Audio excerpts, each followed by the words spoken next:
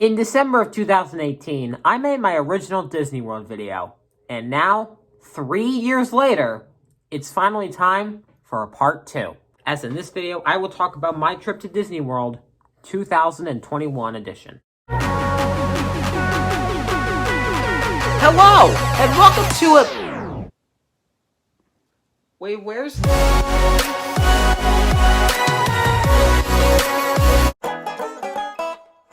We arrived in Tampa. That's right, we went to Tampa first, not Orlando, because, I don't know, flights were dumb. We landed in Tampa, and it was raining.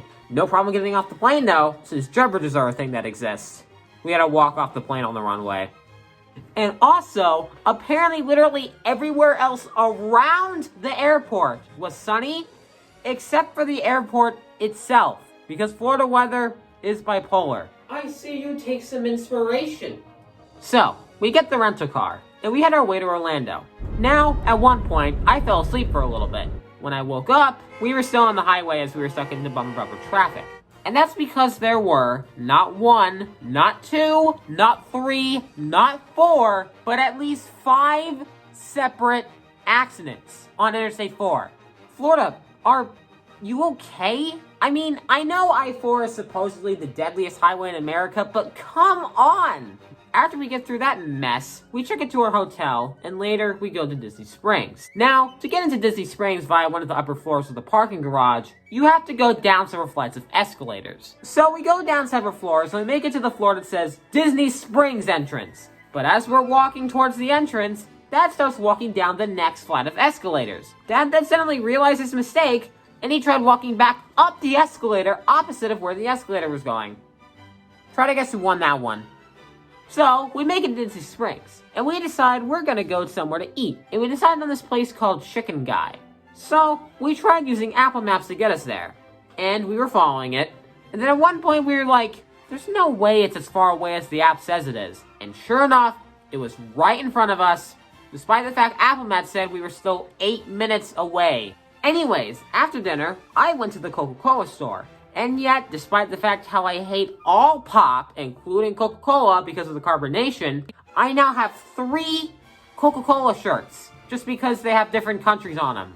As we were heading back up the escalators heading back to our car in the parking lot, I used my hands on the side rails going up the escalator. You know, like people do. And then some random lady, probably in her late 20s, randomly goes, "You need to stop touching everything, kid." Like, excuse me? It's literally there to be used. If not, then they would have just not had them entirely. But they do, so shut your mouth. Who are you to tell me what to do anyway? That's my parents' job, not yours. So, in the morning we went to the Blizzard Beach water park. The second we got into the pool, I told my parents I was going to split off and go ride some water slides. And they said that was fine. Now, there's one water slide out of the entire water park that I want to talk about. That one being Summit Plummet. This water slide is 120 feet in the air, and at the top you can see up to 20 miles. Look at this view, and the drop from that is nearly vertical, having you go upwards of 60 miles per hour. So it was a little intense. After that, I decided to go back to the main pool to find Mom, Dad, and Patrick again. And they weren't there. I then realized that I was lost. Oh boy, okay. No need to panic. Water! Guide me in the direction of my parents. I think it's telling me to get my lazy bum out of this pool and actually look. So, I go looking around for Mom and Dad, and there were 2 spots I figured they would be. Either the pool, which I had already checked, or the lazy river, so I went there. I had probably gone down a good third of the river before I got out and declared it hopeless. So, I went back to the pool, just kind of walking around aimlessly in my own world, when... oh hey look, there they are. I had been searching for a good 30 minutes or so. And of course, as soon as I give up, I find them with ease. So, after we stay there for a few more hours, we go to the Magic Kingdom. Now, before dinner, we had ridden a couple of the more intense rides of the Magic Kingdom, such as Big Thunder Mountain. After Big Thunder Mountain, Dad wasn't feeling very well. So you know what we did to make him feel better? We rode even more intense rides like Splash Mountain. Surprise! That actually made him feel worse. Who would have thought? After all that was said and done, we watched the fireworks show from behind the castle. And they shoot fireworks off in both directions going this way. so you have to constantly move your head to see what's going on. But yeah, let's move on to day 3. Day 3 was the day we went to Hollywood Studios. But first, we had trouble getting there. You see, we had tried using Apple Maps again to get us to Hollywood Studios. And, if you remember from previously, Apple Maps has a history of getting things wrong. So, we follow the route, and the end destination is this weird backstage area. So, obviously we're like, okay, this is definitely not where we were trying to go. And so we try again, but we have it try to guide us to a different direction around Hollywood Studios to see if it'll get us there this time. So, it leads us out of the backstage area, onto the highway, back off the highway, and literally right back in the same backstage area. And so now, we were even more confused, and a little mad. So we then switched over to Google Maps, and Google Maps got us right there on the first try. So it seems that Google Maps is just simply better. Now, I'm not being paid by Google in any way to say this, and to prove I'm not, let me just say something. Hey Google, how's Google Glass doing? Oh wait. Anyways, we entered the park. Hi, you're welcome. One of the things we did early on in the day was I built a droid. I spent $100 on this thing, but I think it was worth it for one reason. I get to taunt my cats with it.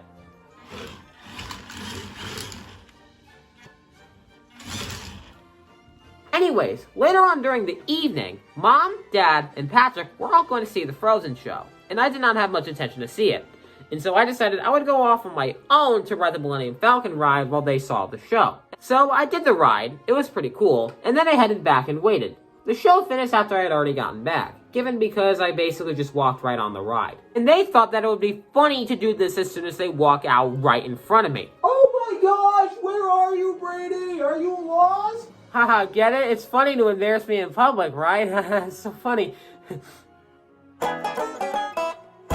So, we go to the Magic Kingdom, and one of the first things we do is ride Seven Dwarfs Mine Train. And there's one thing about this ride that I want to mention. You see, for some random reason, the ride now does this really cool thing, where it'll just randomly stop, right as the ride is still going fast. And that thing feels terrible.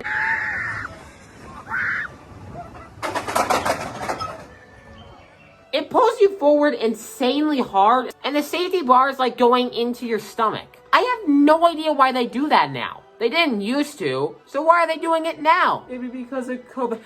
Explain how this in any way helps COVID. Does it save money? Doubt it. Does it help with COVID? No. So what's the point? It's stupid. Anyways, we ride some more rides and we head off to eat lunch. And we soon realize why we'll never come back to Florida during September. You see, we normally go to Disney World in November.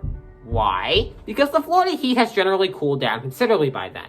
However, because this year is the 50th anniversary, and because everything suddenly got hundreds of dollars more expensive right after October 1st, we went in September. And so it was still incredibly hot. The heat index, it was over 100 degrees. And we were sitting out there in the scorching Florida heat for a good half hour waiting for them to call our food. After 30 minutes, it was still on the "we are preparing your food" screen in the Disney app. And so my mom was like, all right, I'm gonna go up there and see if our food is ready, and they just never called it. And so we go up there, ask a lady who works there, she goes in the back, and then comes back. And it turns out, the reason they never called our food was because they just threw it away. Because I guess the actress decided to commit big stupid and not tell us when our food was ready. And so, we had to wait for them to remake it. But eventually we got our food and ate lunch. After riding rides for a couple more hours, we end off with our last ride of the night, which also happens to be Seven Dwarfs Mine Train. So, we were waiting for the ride, and the ride seemed to be down for a little bit, which is like, oh well, it happens. However, then, while we were waiting, some poor lady in the line suddenly faints. The workers there were immediately like, oh, crap! And so now we were waiting for them to fix the ride, and for them to also figure out how they were gonna get this lady out of here, and even what to do with her. Patrick was growing super impatient, as he can't understand this kind of stuff, and so he was probably just there thinking, what the frick, this ride is right there, why are we getting on? So it was just chaos throughout the entire room. However, eventually, they got the ride moving again. What happened to the lady? I don't know. I hope she got out okay, but I genuinely don't know. By the time we got on and off the ride, it was past closing when we left. And because of that, we couldn't take the normal way out. No. We had to go around the park because they closed off the way through the castle for some reason. And then after that, we headed back to the hotel. Yo, why is this magic band not letting us through? Maybe because that's an Apple Watch. So, this day we had planned on going to Animal Kingdom in the morning and Epcot at night. However, we skipped going to Animal Kingdom and just rested in the hotel room for a few hours.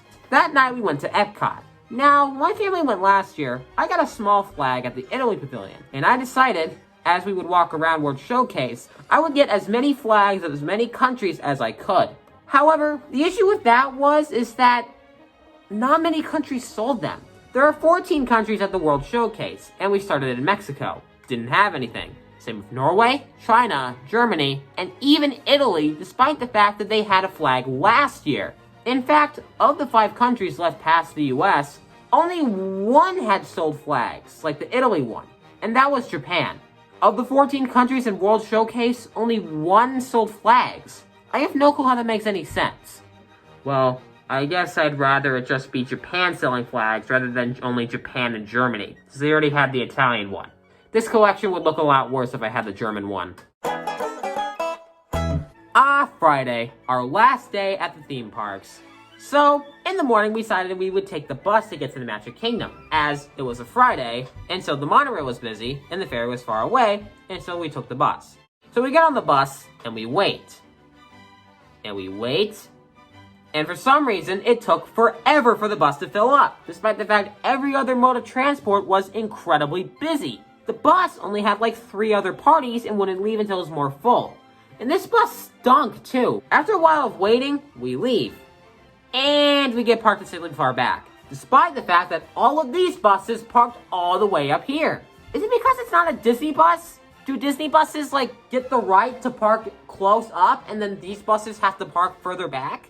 Because if so, note to self, make sure we get on one of the Disney branded buses next time. Anyways, we spend the day there. Whoa!